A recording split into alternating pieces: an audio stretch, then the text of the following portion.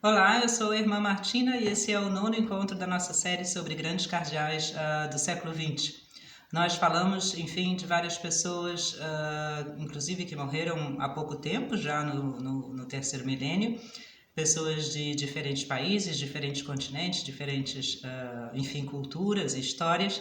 E eu não queria terminar essa série, temos ainda uma conclusão no próximo encontro, mas terminar a lista de cardeais sem falar de duas pessoas que todos nós conhecemos bastante bem, mas conhecemos como sumo pontífices, como papas, e conhecemos geralmente pouco como cardeais, porque, obviamente, essas pessoas, antes de serem eleitas papas, viviam nos seus próprios países, que não são os nossos, que não é o nosso país. Portanto, a gente sabe geralmente pouco da sua história.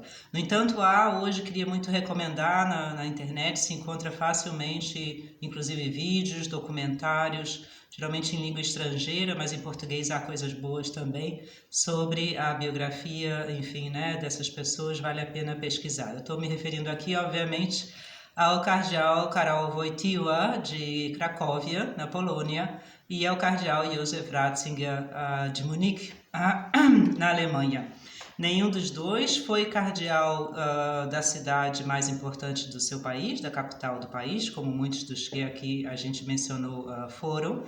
Cracóvia é uma segunda cidade da Polônia e Munique é também uma cidade, enfim, né, não tão grande como outras, como Berlim, enfim, Colônia, mas as duas cidades são nos seus países, assim, enfim, as capitais da história cultural católica, tanto da Polônia como aqui da Alemanha.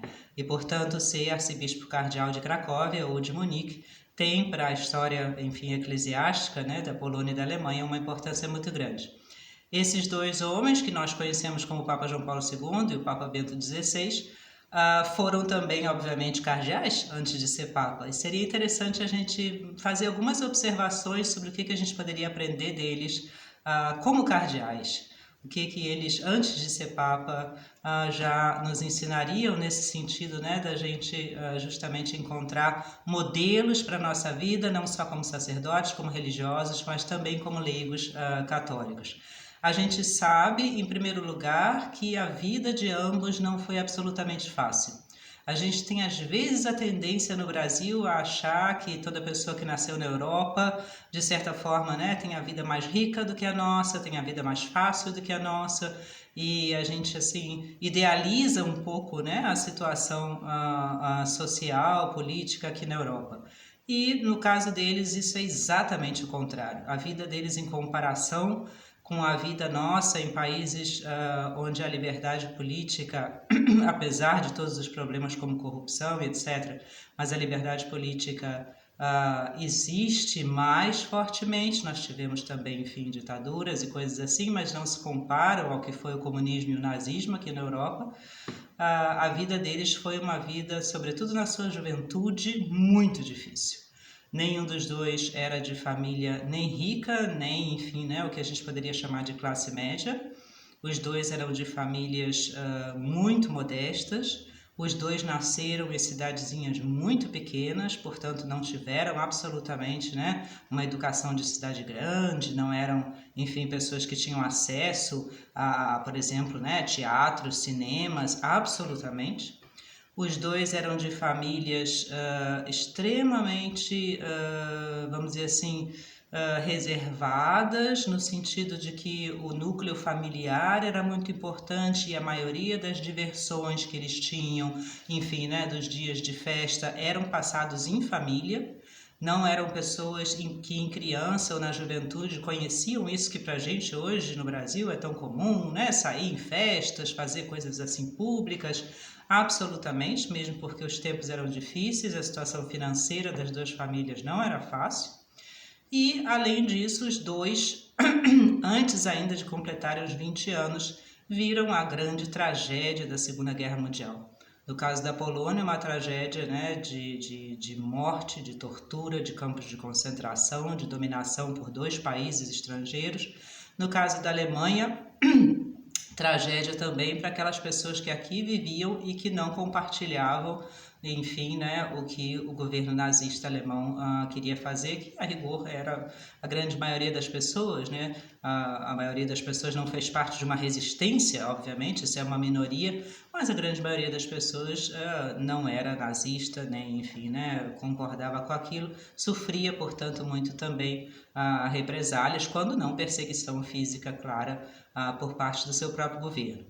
O Papa Bento XVI, né, a gente sabe, ele foi inclusive forçado a entrar para o exército alemão com 16 anos de idade. Imagina o que é isso para um menino, né? Ser tirado da escola, no caso dele já estava no seminário, à força, sem absolutamente, né, ser perguntado, nem poder discutir isso com os pais, absolutamente, ser tirado à força da sua escola para ser posto como um soldado no exército com 16 anos de idade, enfim, né, totalmente longe da sua família, totalmente longe de tudo aquilo que lhe dava a segurança na vida, um exército que ele não queria, enfim, né, no qual ele não queria fazer parte por uma ideologia que ele detestava.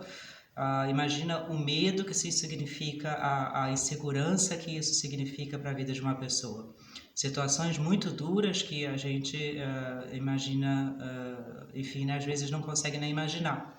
O Papa João Paulo II, por outro lado, Karol Wojtyła, com 17, 18 anos, ele viu, né, a sua pátria ser invadida e ele já tinha perdido tudo. A mãe com 9 anos, o único irmão com 12 e agora no meio dessa guerra perde o pai com 18, 19 anos. Se vê sozinho no mundo, sem dinheiro, sem casa, sem mais, né, o seu curso universitário, porque a universidade é fechada, os professores são mandados para campos de concentração. A gente tem até dificuldade de imaginar o que é psicologicamente, né, o peso dessa sua experiência da juventude para um homem assim.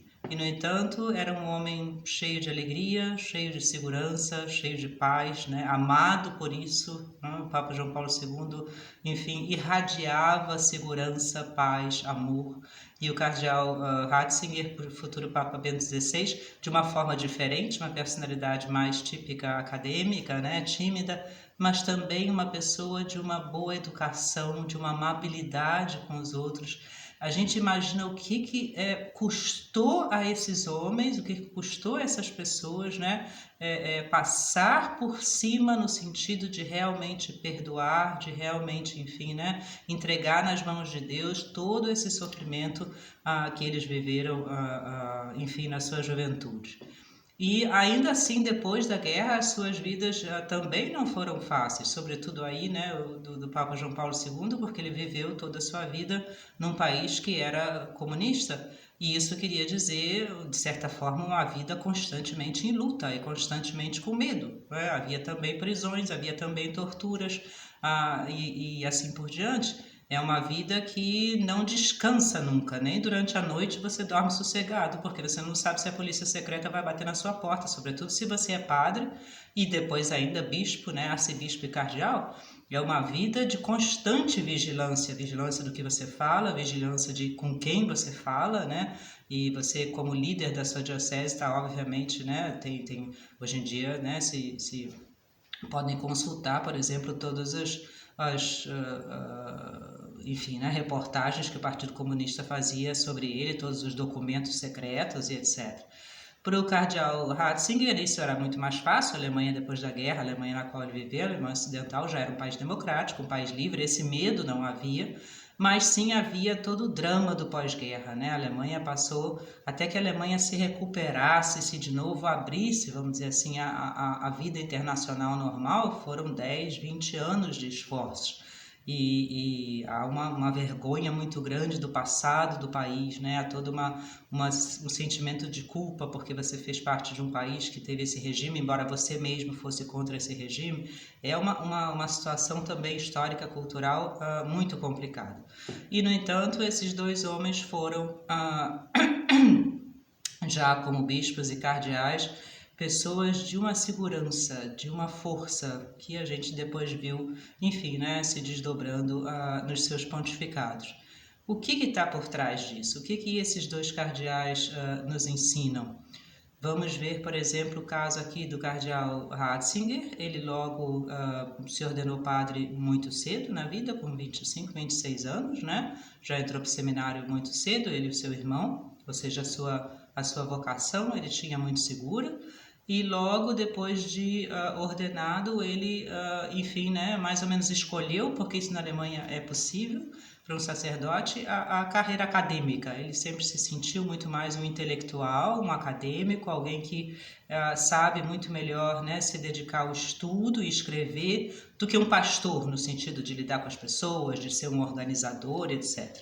Então, muito cedo já na vida, ele, com licença do seu bispo, obviamente de Munique na época, entrou mais para essa carreira de vir a ser professor, que é o que ele veio a ser já muito jovem, né? Na casa dos 30 anos ele já era um professor universitário, que na Alemanha é enfim, né, posição muito respeitada, porque os exames, as provas que você precisa para isso são dificílimos.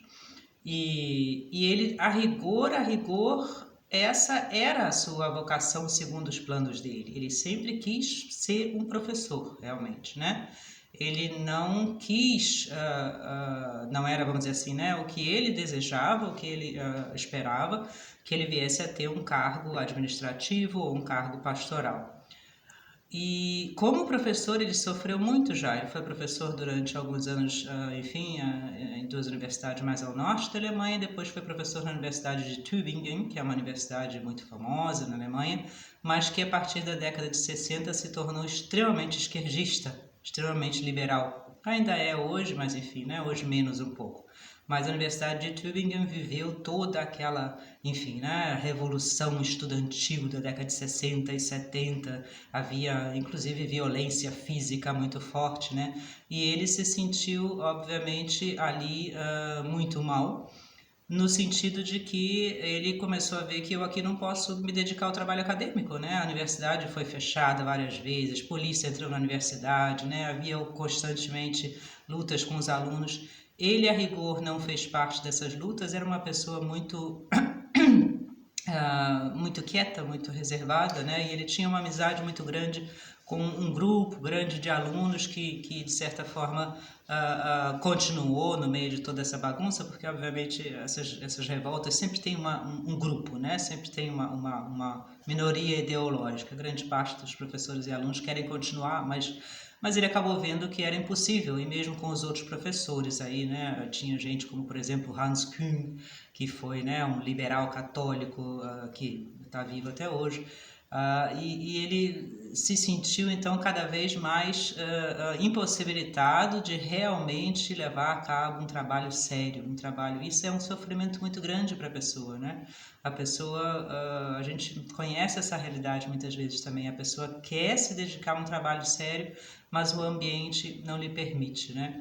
E ele conseguiu então, foi convidado a vir aqui para a Universidade de Regensburg, aqui na Baviera, mais na terra dele, onde ele então mais ou menos encontrou a sua tranquilidade na casa já dos 40 e tantos anos, né? E achava que ia passar assim o resto da vida, mesmo porque o seu irmão mora aqui também, a sua irmã também, os pais já tinham morrido, né? Tô, enfim, aqui mais em casa. E aí começou realmente a escrever muitos livros, livros mais sérios, pôde se dedicar realmente, né, ao seu trabalho acadêmico, que antes tinha sido pelo menos por um tempo interrompido. E, no entanto, o Papa Paulo VI, em 1977, o faz direto de padre a arcebispo cardeal. Quer dizer, arcebispo primeiro, cardeal um pouco depois. Ele não queria isso, ele pediu ao Papa que não o fizesse, porque ele não se sentia, enfim, né, nem preparado, porque não tinha sido bispo e nunca tinha sido nem pároco, na verdade, nem de certa forma, vamos dizer assim, realmente levado pelas circunstâncias e pela sua personalidade para esse tipo de trabalho dentro da igreja. E, no entanto, o Papa Paulo VI insistiu, e ele, obviamente, né, obedeceu, e se tornou, então, de padre, professor, se tornou arcebispo e cardeal de Munique, que é a maior cidade católica da Alemanha. Não é a maior cidade alemã, mas é a maior cidade católica. E passou em Munique 4 anos que foram difíceis para ele. Foram 4 anos, justamente, imagina, né? Uma pessoa que está acostumada até então a se dedicar a uma vida, morava numa casa pequenininha, tranquila, na Baviera, e típico campo bávaro, vamos dizer assim, né? Trabalhava numa universidade onde ele tinha o seu trabalho organizado, podia então pesquisar. É um intelectual, esse que ele é. E de repente ele tem que ser, enfim, né, o pastor e o administrador dessa imensa diocese de Munique, cheia de problemas na época também, com, enfim, né, uma quantidade enorme de igrejas, etc. E foi uma época para ele muito difícil. Inclusive toda a crítica que se faz a ele sempre se baseia nessa época, porque, né, se sente, os críticos que aproveitam, né, isso, se sente que é uma época, vamos dizer assim, difícil da vida dele. E até que o Papa João Paulo II, em 1981, então, o chama para Roma, e ele vai ser, então, mais ou menos aquilo que a gente, né, conheceu dele, o prefeito da Congregação para a Doutrina da Fé, que aí sim realmente é a sua grande vocação. Isso é o que ele sabe fazer, isso é o que ele fez bem. Inclusive o seu pontificado, depois a gente sentia às vezes já para ele de novo, né, que é aquela coisa de, enfim, tá sempre viajando e sempre, né, se comunicando com as pessoas e sempre, né, as pessoas vêm e tem que falar, não era o dele de certa forma, né, a grandeza do Papa Bento XVI está certamente na sua intelectualidade, sobretudo na sua grande qualidade de mestre, de professor, mas também, e aqui chegamos sempre ao ponto, ou talvez sobretudo, claramente sobretudo para a igreja, mas também talvez sobretudo para o mundo, na sua santidade, né? na sua vida de real entrega e confiança a Deus. Vamos voltar agora ao Papa João Paulo II, uma história completamente diferente. Ele foi ordenado sacerdote também na casa, né, dos 26, 27 anos, 28 anos, e logo foi, enfim, né, capelão. Ele nunca chegou a ser pároco, também foi para Roma estudar, fez 2 doutorados, voltou sempre muito ativo com a juventude, temperamento completamente diferente, também um intelectual, com 2 doutorados, mas uma pessoa que gosta de estar com as pessoas, e era a necessidade, né, no país dele. Ele, junto com os jovens, faziam, né, excursões pelas montanhas, e assim é que ele ia fazendo os retiros dele, porque o governo proibia tudo isso. E ele é feito, então, já bispo aos 38 anos, bispo auxiliar de Cracóvia. Para ele é uma surpresa, mas enfim, né, ele é o bispo mais jovem da Polônia na época, e logo em seguida ele é feito, enfim, arcebispo aos 44 anos e cardeal aos 47 anos, já da sua cidade, né, da cidade de Cracóvia. Ele não nasceu em Cracóvia, ali perto, mas enfim, sempre viveu em Cracóvia. E toda a sua atuação como cardeal de Cracóvia vai ser sempre no sentido disso que a gente conhece dele, né? No sentido da evangelização, no sentido de trazer a fé realmente para a vida das pessoas, no sentido dentro daquele sistema comunista que te aperta de todos os lados quando não te prende, né? Quando não te tortura, você de alguma forma descobrir meios criativos, inclusive, de manter as pessoas sempre em contato, não só com Deus no seu coração, na sua alma, mas com a vida de fé. Então ele fazia, né, enfim, procissões e tudo que ele conseguia fazer público, com os estudantes, com os alunos, com o pessoal jovem, com as famílias. Muito ele já se destaca aí, né, em toda a sua teologia, por exemplo, né, sobre a vida sexual, sobre a família, sobre, enfim, tudo isso que a gente conhece dele. Mas também um cardeal que, pela sua personalidade, ele a rigor era um homem muito privado, vamos dizer assim, né? Ele falava muito bem, se dava com as pessoas, mas ele falava muito pouco de si mesmo. A gente não tem nenhuma biografia, entrevista com o Papa João Paulo II, né? Ele era um místico, ele era uma pessoa de vida de oração. A gente vê, inclusive, às vezes nos vídeos dele, né?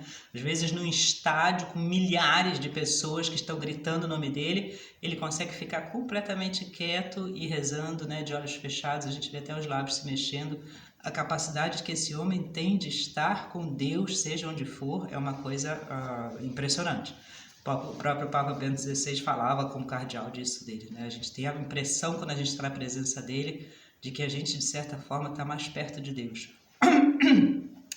E ele, enfim, né, mantém isso na sua vida de sacerdote, na sua vida de bispo, na sua vida de cardeal. Os estudantes, os amigos, por exemplo, que fazem as excursões nas montanhas com ele, dizem sempre, isso é uma coisa muito importante para a vida sacerdotal e para a vida religiosa, né? A gente, por um lado, era muito amigo dele, tem fotos dele, né, de short, camisa, ele jogava vôlei com a gente, andava, enfim, né, remava os barcos com a gente, era até um líder nos esportes, era muito esportista, gostava de esquiar, mas a gente sabia sempre que ele era um sacerdote. A gente nunca se esquecia disso, porque ele nunca se esquecia disso e de alguma forma isso estava sempre implícito. Ele não precisava nunca falar disso, mesmo porque, né, com os comunistas ali era sempre uma coisa meio perigosa você falar, né, em alta voz que você é sacerdote, a gente sabia disso, mas ele sempre se comportava como um sacerdote. Por exemplo, a gente sempre sabia que em alguns momentos do dia ele queria estar sozinho. Por exemplo, a gente sempre sabia que na hora certa ele ia tirar o breviário para rezar o breviário, né? Às vezes, enfim, né? Em cima de um banco de madeira, sentado no chão, ele sempre tinha esse contato com Deus. Muito bonito isso, né? Os amigos que eram casados diziam, assim como a gente sabia que tem momentos em que a gente, né, devia estar com a nossa família, com a nossa esposa, a gente sabia que ele tem os momentos em que ele tem que estar sozinho com Deus. E nesse sentido ele estava sempre muito conosco, mas sempre uma pessoa, de certa forma, separada, no sentido de que ele tem o seu próprio amor, né? Que é o amor de Deus, que é a sua consagração sacerdotal. Isso é muito bonito, isso é muito importante nesse entendimento dessa pastoral com jovens, dessa pastoral no mundo, né? Nunca o sacerdote ou o religioso deixar de cultivar em primeiro lugar, assim como a pessoa casada deve cultivar a sua família em primeiro lugar, nunca o sacerdote ou o religioso deixar de cultivar em primeiro lugar a sua relação com Deus. Uma relação especial, uma relação de pessoa consagrada a Deus e uma relação de amor, porque é o amor que mantém a vida consagrada e a fidelidade sacerdotal, não é a teologia, não é a discussão filosófica, é o amor, como ele mesmo, né, o Papa João Paulo II tantas vezes dizia. E essa qualidade, portanto, né, de saber manter esse amor a Nosso Senhor, mesmo dentro de situações tão difíceis. Essa qualidade de nunca perder esse contato pessoal com Deus, ao contrário, cultivar isso cada vez mais. Seja no mundo completamente acadêmico do cardeal Ratzinger, né? Ou seja no mundo politicamente super difícil do cardeal Wojtyła, é que fizeram eles os homens que eles foram. A gente via isso neles como pontífices, como papas. São pessoas extraordinárias, são pessoas de talentos extraordinários, são pessoas, enfim, né, intelectualmente extraordinárias, mas no fundo de tudo isso tá esse amor que eles têm gigantesco, enfim, né, a Jesus Cristo, a Maria, especialmente no caso do Papa João Paulo II. Isso eles dizem constantemente, tanto, né, o Papa Bento XVI como o Papa João Paulo II, a gente não consegue ler 3, 4 parágrafos deles, seja uma homilia, uma encíclica, o que seja, sem que eles voltem constantemente a isso. No fundo, o que nos mantém, no fundo, aquilo que faz com que a gente supere tantas tragédias como eles viveram, né? No fundo, aquilo que garante a nossa segurança psicológica, a nossa segurança, enfim, né, afetiva, é o amor de Jesus Cristo. Um amor pessoal, não é um amor teórico, é um amor pessoal. É a oração diária, enfim, né, o amor e a adoração pela Eucaristia, é a confissão frequente. Não nos iludamos, eles sempre diziam, é impossível uma vida cristã, muito menos uma vida fiel, que não cultive em primeiro lugar esse amor pessoal a Jesus Cristo. E nisso me parece que o exemplo deles é mais importante do que, né, qualquer outra coisa que eles nos ensinaram. Foram homens grandíssimos, humanamente falando, mas sobretudo, e a gente pode acho que falar disso do Papa Bento XVI também com muita segurança, né? Foram pessoas de santidade, por isso tinham essa extraordinária, enfim, né? Exerciam essa extraordinária atração sobre os outros. O bonito, o profundo dos escritos do Papa Bento XVI é esse amor constante a Deus que a gente vê neles.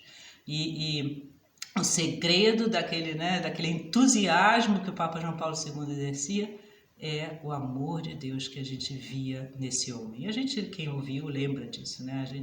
A gente chorava às vezes de alegria. Por quê? A gente nem conhecia esse homem, mas a gente vê nele que ele é um homem de Deus, com seus defeitos, claro, como todos nós temos, não é um homem perfeito, mas esse ensinamento para os sacerdotes, sobretudo, também para os bispos, para os cardeais, para as pessoas religiosas e para os leigos. Sem esse amor pessoal, essa relação diária com nosso Senhor Jesus Cristo, pessoal, através da oração, dos sacramentos, é impossível manter uma fidelidade e uma, enfim, né, segurança da nossa vida consagrada. Vamos pedir ao Papa João Paulo II e ao Papa Bento que roguem por nós, pela qualidade da nossa vida, enfim, né, consagrada, da nossa vida religiosa no mundo também, da nossa vida como pessoas cristãs, enfim, até o céu. Um grande abraço, até o último encontro.